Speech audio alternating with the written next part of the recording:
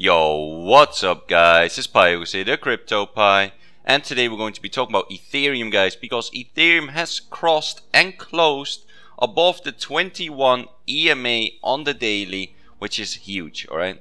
And this is also a reason why my short got wrecked. But hey guys, it's not really wrecked, it's more like, you know, it closed in a tiny bit of profit, right? Not much at all. So first of all, I'll quickly go over my short, and then so that was on Bitcoin, right? I shorted at 6,700, stayed in the short, paid every day.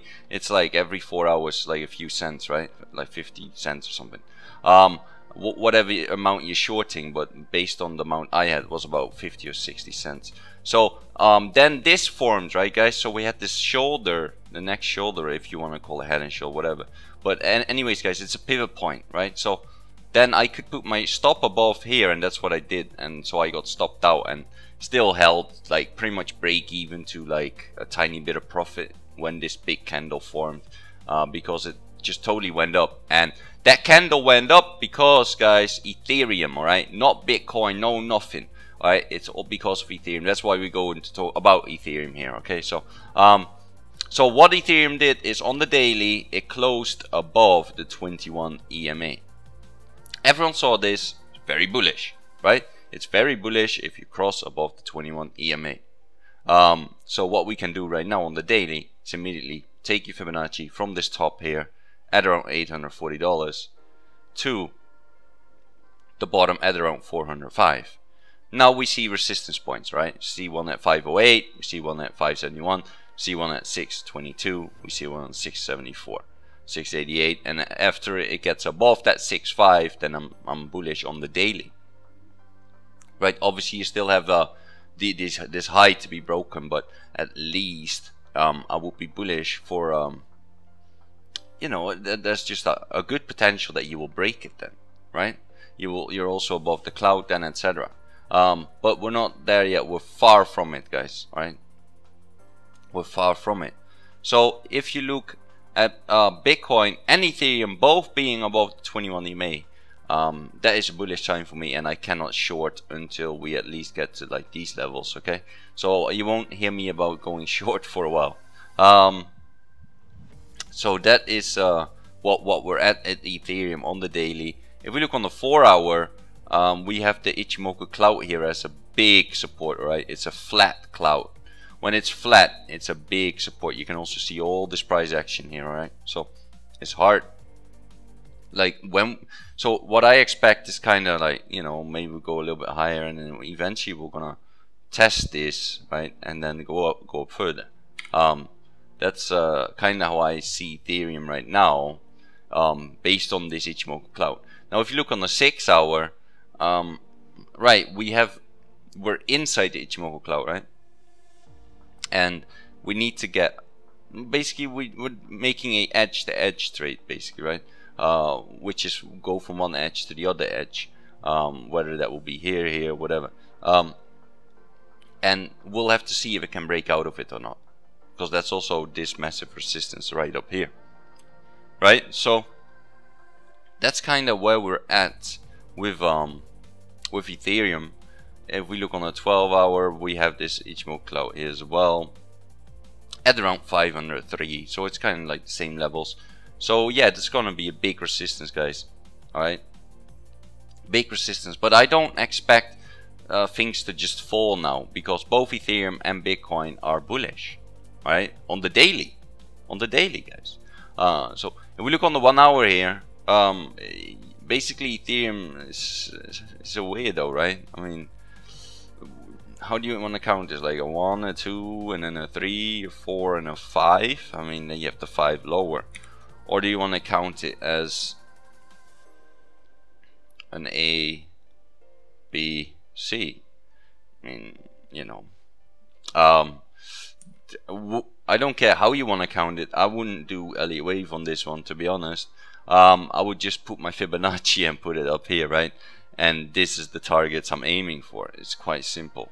I'm not gonna bother with Elliott wave if they make it this complicated, because why make trading complicated, guys, if you can make it simple for yourself, right? I want you to ask yourself that question. don't make it complicated if you can make it simple for yourself. So what is the target you're aiming for? Well, right here, right? Horrible, I don't know why I have the brush, but yeah, it's right here. Oh, and this is another target, right? That's the two targets you're aiming for, the negative 236 and the negative 618. That is what you're aiming for. So you know, I mean, you can try to put all this Elliott wave in there, but I can tell you now that that's gonna be super hard, because it doesn't form a nice Elliott wave here at all. So sometimes Elliott wave is very nice to use, and sometimes it's just, you know, it's nearly unusable. You know, so in this case it's barely usable. So, you know, I just go with my algo targets and my Fibonacci's, right? So it went to 382. Okay, well, we have a 15% chance of it only going to a 382, right? That's Elliott wave once again. Oh well, I can't get it out of there. And we're looking at a negative 236 or negative 618, and you know, that's what we're looking for. Now, are we going there immediately? No, probably not, right? I mean, we're overbought on the 1 hour. We are also on the 4 hour. We're not overbought yet, but what we can see here is a little bit of bearish R-side divergence picking up. But you know, that's probably, like I said, that we will go down to this Ichimoku cloud and then back further up. So it's I can't do, like, Elliott wave is really hard on this one, but I mean, how can we do this, guys? Is this something that we can do? I mean, you know, it's probably doesn't make sense, so it's very hard for me to do as well, guys. Right? We have to find somewhere up here, probably, right? The 3 should be somewhere here then, and the 4 should be somewhere here. But that is just really hard to do because I don't have any proper waves, right? I don't have any proper waves. So what we can see is that we're above the 21 EMA, and that we can just go by the fibs, right?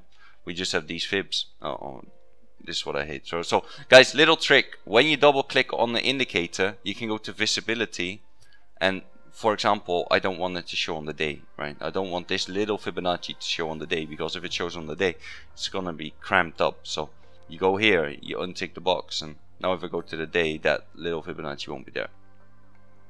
So, right, so all I can know is that we kind of have to go to this area, right? So that's all we have, guys. So yeah, that's just the update on Ethereum, guys, and my short on Bitcoin that got wrecked. But hey, that happens, guys. It's all part of trading.